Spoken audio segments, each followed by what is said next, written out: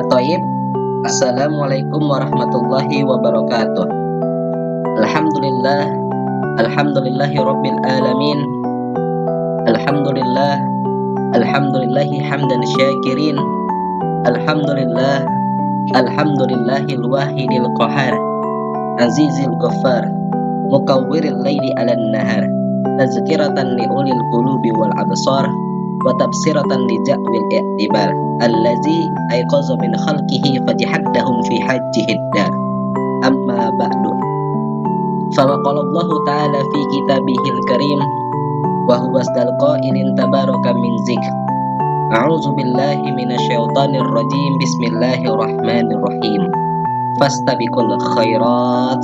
Al-ayah.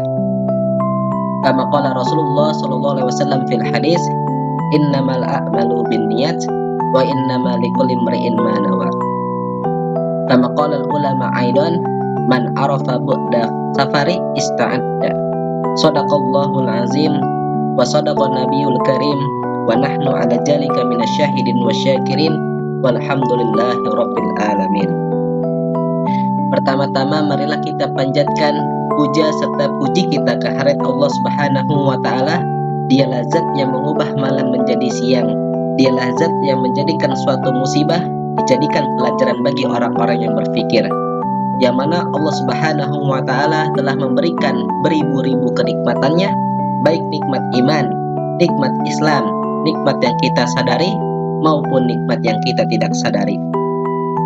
Selawat berangkaikan salam marilah kita curahkan kepada pemimpin bangsa Arab dan bangsa Azam, yaitu Habibina wa Nabiyina wa Syafi'ina Maulana Muhammad sallallahu alaihi wasallam, yang telah membawa umatnya dari zaman kegelapan hingga zaman terang menderang seperti pada siang hari ini. Baik, berbicaranya saya di sini selaku mahasiswa yang ingin menyelesaikan tugas ujian akhir semester mata kuliah Islamic Worldview.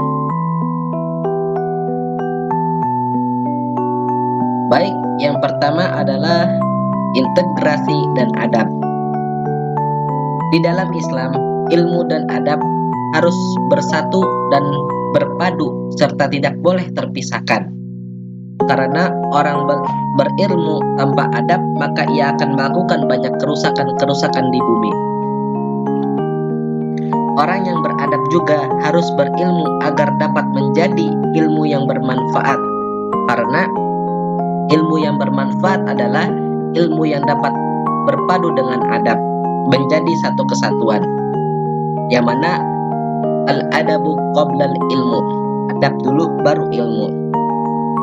Terdapat satu syair yang mengatakan, ilmu tanpa adab adalah gila, al-ilmu bila amal fahuwa majnun. Dan pada masa yang sama, dan setiap amalan tanpa ilmu maka amalnya tidak akan diterima. Man amila amalan biduni ilmi fahuwa mardudatun la tuqbalu. Barang siapa yang mengerjakan suatu amalan tanpa didasari dengan ilmunya, maka itu akan tertolak. Setiap orang memiliki hak untuk menyampaikan ilmunya pada siapa saja sesuai dengan integrasi keilmuannya. Walaupun dia tidak mempunyai titel apapun, di dalam Islam tidak ada bedanya ilmu dunia dan akhirat, sebab keduanya saling berkaitan. Yang ada hanyalah perbedaan antara ilmu fardu ain, yaitu fardu untuk masing-masing atau sendiri, dan ilmu fardu kifayah, yang mana ilmu yang apabila sudah ada yang mengerjakan maka gugur kewajiban orang-orang setelahnya. Dan hal yang paling penting dalam menuntut ilmu adalah keikhlasan niat, yaitu dalam sabda Nabi, innamal a'malu binniyat wa innamal likulli imri'in ma nawa. Segala sesuatu itu tergantung oleh niatnya.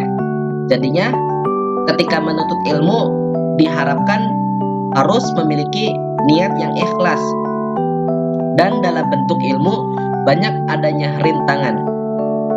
Maka Jadikanlah hal tersebut sebagai motivasi untuk lebih giat dan sabar, juga istiqomah di dalamnya. Al-istiqomatu khairun min alfi qaramah. Ada 3 cara agar ilmu dapat bermanfaat, yaitu dengan menerapkan adab. Yang pertama adalah adab terhadap diri sendiri, yaitu terhadap diri sendiri, seperti seberapa jauh ini istilahnya adab yang ada pada diri kita sendiri. Apabila masih kurang, kita harus lebih banyak lagi belajar tentang adab. Yang kedua adalah adab terhadap guru, yaitu sebagaimana yang telah dikatakan Imam Ahlus Sunnah wal Jamaah abad 21 Abu Yazid Muhammad Al-Maliki Al-Hasani, nafsi wa nafisi wa nafasi kullu hali ilmi wa ahlihi. Jiwaku, diriku dan nafasku semuanya aku persembahkan untuk ilmu dan ahlinya, yaitu guru. Dan yang terakhir adalah adab terhadap pelajarannya. Maksudnya apa? Jadi pelajaran juga harus ada adabnya. Contohnya ketika kita meletakkan buku. Nah, buku itu harus sesuai dengan tingkatannya gitu. Yang paling atas itu harus diisi dengan kitab-kitab Al-Quran dan juga tafsir. Kemudian di bawahnya hadis, kemudian di bawahnya fikih. Seperti itu. Jadi ada tingkatan karena Al-Quran itu adalah kalamullah gitu. Harus ditingkatkan paling atas karena adab. Nah, selanjutnya jiwa dan potensi manusia. Tazkiyatun nufus atau tahzibun nufus artinya mendidik jiwa. Pendidikan jiwa diutamakan sebelum mendidik jasad, karena manusia terdiri dari jasad dan rohani. Dalam Al-Quran, ruh dan jiwa dibedakan. Jika jiwa dididik dengan benar, maka akan timbul ketakwaan dalam dirinya. Tetapi jika dididik dengan tidak benar, timbullah rojh, jahil. Nah, tidak ada bedanya antara orang Arab dan luar Arab. Semua manusia dilihat dari ruhnya,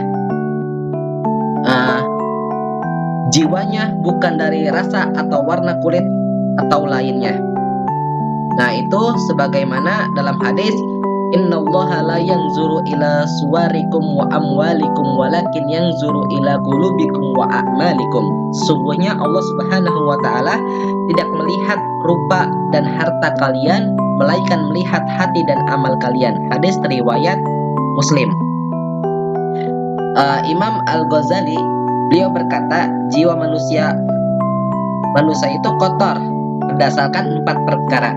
Yang pertama, al-hubbud dunya, cinta terhadap dunia, berpenyakit alwan atau sepuh atau lemah, yaitu keropos, contohnya iri dan dengki. Yang kedua adalah terlalu berharap, bersandar pada manusia atau makhluk, contohnya seperti laba-laba yang menggantung pada sarangnya, seperti ria dan munafik. Yang ketiga adalah faktor godaan atau bisikan-bisikan setan atas was-was setan. Yang terakhir atau yang keempat, mengikuti hawa nafsu. Manusia jiwanya terdiri dari 3 unsur atau 3 aspek, yaitu asyahwat, al-aqlu, dan emosi. Selanjutnya, konsep bahagia dan sukses. Bahagia atau as-sa'adah, baqaul khair, idrakul matkhalik, terpenuhi kemauannya, an-najah, yaitu sukses. Jadi orang mukmin senantiasa bahagia, baik lahir dan batin, senantiasa berada dalam zona kebaikan, senantiasa terpenuhi keinginan-keinginannya, senantiasa menang dalam kehidupannya. Itulah yang disebut kebahagiaan yang hakiki. Al-qad al-lahan al-mu'minun. Jika khusyuk hatinya, maka khusyuk seluruh anggota tubuhnya. Maka hendaklah fokus dengan menghimpun semua pikiran hanya untuk sholat dan dengan mentadaburi bacaannya. Karena kenapa hati itu bisa menyangkut kepada seluruh anggota tubuh? Karena itu dalam hadis, jika hatinya baik, maka seluruh anggota tubuhnya baik. Dan jika hatinya jahat, maka seluruh anggota tubuhnya juga akan ikut jahat. Karena Hati itu adalah barometer tubuh gitu. Karena kebahagiaan ditentukan dari sholatnya, dan kehusuan dalam sholat berdampak positif pada kehidupan pribadinya. Nah, itu sesuai dengan dalil inna sholata tanha anil fasya'i wal munkar. Sesungguhnya sholat itu bisa mencegah dari kemungkaran. Jadi apabila orang tersebut sholatnya benar, insya Allah bisa mencegah dia dari berbuat kerusakan atau kemungkaran gitu. Jadi apabila dia sering sholat tapi sering maksiat, nah itu sholatnya harus dipertanyakan apakah benar dari ilmunya, dari tata cara istinjanya, dari wudhunya gitu. Kemudian orang muslim senantiasa berzakat dan mereka akan merasa bahagia ketika ia dapat memberi kepada orang lain, karena harta adalah beban. Yaitu zakat itu istilahnya membersihkan harta yang kotor gitu istilahnya. Maka dari itu orang yang berzakat senantiasa bahagia. Apabila seseorang ingin bahagia, maka harus bisa menjaga sholatnya. Kebahagiaan seseorang diawali dengan sholatnya yang khusyuk dan diakhiri dengan menjaga waktu sholatnya. Nah, dan paling afdal juga sebagaimana dalam hadis, ayu amalin ahabbu ilallah qala as-sholatu ala waqtiha. Bertanya sahabat kepada Rasulullah, amalan apa sih yang disenangi oleh Allah? Maka Rasulullah SAW bersabda, as-sholatu ala waqtiha, sholat tepat waktunya. Selanjutnya, konsep alam, seni, dan kebudayaan. Allah Subhanahu wa Ta'ala menciptakan dunia ini untuk kepentingan manusia, dan agar manusia dapat memperkaya bumi dan menyembah Allah Subhanahu wa Ta'ala semata. Sebagaimana dalam firman Allah, inna khalaqtu jinna wal insa illa liya'budun. Sesungguhnya Allah itu menciptakan manusia dan jin itu hanya untuk menyembah Allah. Alam terbagi menjadi bermacam-macam tingkatan, yaitu kosmologi atau organik. Nah, itu adalah seperti benda mati. Biologi atau hayati, itu adalah tumbuhan dan hewan. Rohaniyah adalah sifat goib atau halus. Allah Subhanahu wa Ta'ala menciptakan alam goib dan syahadah atau tampak. Alam juga terbagi tingkatan, yaitu ruhaniyah atau sosial. Kebudayaan dalam Islam disebut syaqafah atau pemurnian. Jadi unsur alam melalui syaqafah menjadi unsur kebudayaan. Manusia diciptakan dari alam, materi, dan rohani yang tidak dapat dipisahkan. Islam dapat memakmurkan alam, tak luput dari politik, karena dengan politik dapat membuat siasat untuk mensejahterakan sosial manusia. Alam juga tidak terlepas dari ilmu pengetahuan dan teknologi sebagai alat, dan juga tak luput dari seni dan juga nilai sistem agama dan juga filsafat, yang mana semua itu harus ditopang dengan nilai-nilai keislaman dan tak keluar daripada nilai-nilai wahyu dan lain-lain. Selanjutnya, pilar kebangkitan umat Islam. Kebaikan kaum muslimin disebabkan oleh dua hal, dan dirusakkan juga disebabkan oleh dua hal pula. Maka kunci kebaikan umat Islam ini ada pada keyakinan dan kezuhudan, dan rusaknya umat Islam ini adalah karena sifat bakhil dan angan-angan kosong yang melalaikan. 1. Yakin terhadap urusan keimanan. Yang kedua, zuhud dalam urusan dunia atau materi. Zuhud artinya adalah membatasi dunia dan dirinya. Zuhud itu bukan ditampakkan dalam bentuk fisik atau dengan pakaian yang lusuh, akan tetapi zuhud adalah memendekkan angan-angan. Dua hal tersebut merupakan kata kunci kebaikan. Yang pertama, bakhil atau kikir atau pelit atau koret. Nah, produk asli orang yang memasukkan dunia pada hatinya sehingga ia pelit karena kecintaannya pada dunia atau hubbud dunia, baik untuk harta, tahta, atau popularitas atau karisma, ia rela jual semua itu demi materi duniawi sehingga ia lalai dalam kehidupan. Bahwasanya Nabi Muhammad SAW telah menetapkan keyakinan pada umatnya karena keyakinan merupakan suatu pondasi. Tetapi zaman sekarang keyakinan telah dirusak oleh ghazwatul fikri atau perang keyakinan dan masuknya pemikiran-pemikiran liberal di dalamnya. Dalam Al-Quran, yakin ada 3 tingkatan, yaitu diantaranya adalah yang pertama, ilmul yakin, yang kedua, ainul yakin, dan yang ketiga, hakul yakin. Apa itu ilmul yakin? Ilmul yakin itu contohnya seperti kita mengetahui nih ilmunya bahwasanya api itu panas. Nah, ini baru dapat ilmunya doang. Nah, kemudian ainul yakin. Ainul yakin itu adalah kita melihat secara langsung gitu. Contohnya kita melihat ada orang yang megang api, dia kepanasan. Nah, itu masuk ainul yakin. Nah, kemudian hakul yakin, yaitu adalah kebenaran atau yang kita rasakan sendiri, yaitu kita bakarin jari kita gitu istilahnya, panas nih. Nah, itu udah hakul yakin. Jadi ada ilmul yakin, ainul yakin, dan hakul yakin. Selanjutnya,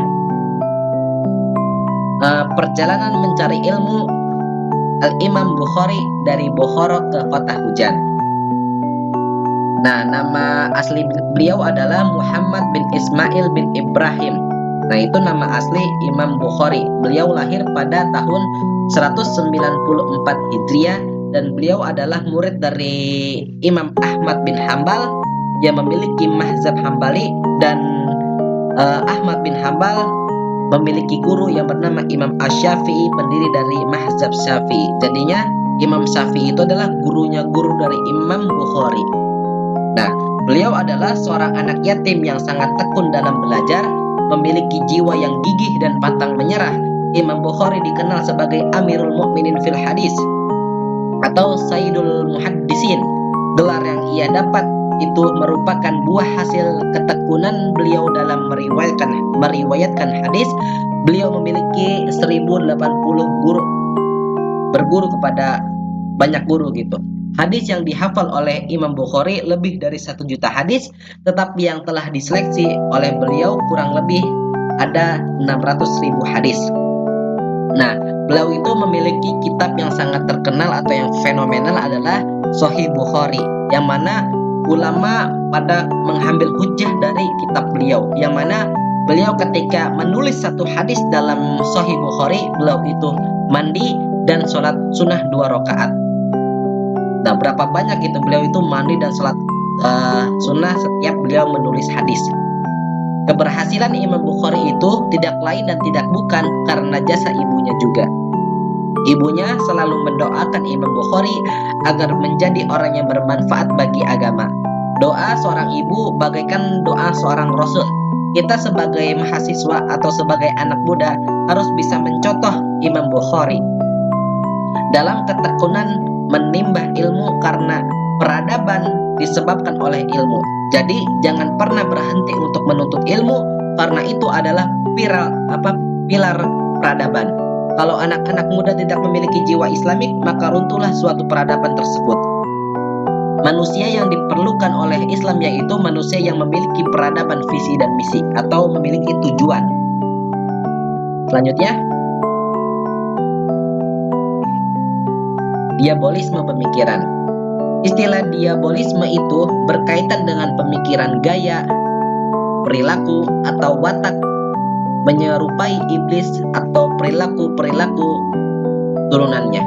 Jadi, dengan adanya pengaruh was-was ataupun tiupan-tiupan dari pemikiran iblis yang kemudian dimasukkan di dalam jiwa manusia, ini terkadang menjadi pemikiran manusia menjadi menyimpang, dan menyimpangnya manusia dari jalan kebenaran atau dari jalan Allah Subhanahu wa Ta'ala, menyebabkan dirinya tersesat, menyebabkan keraguan, menyebabkan lupa akhirat, menyebabkan mudah tergoda dengan hal-hal yang sifatnya pragmatis.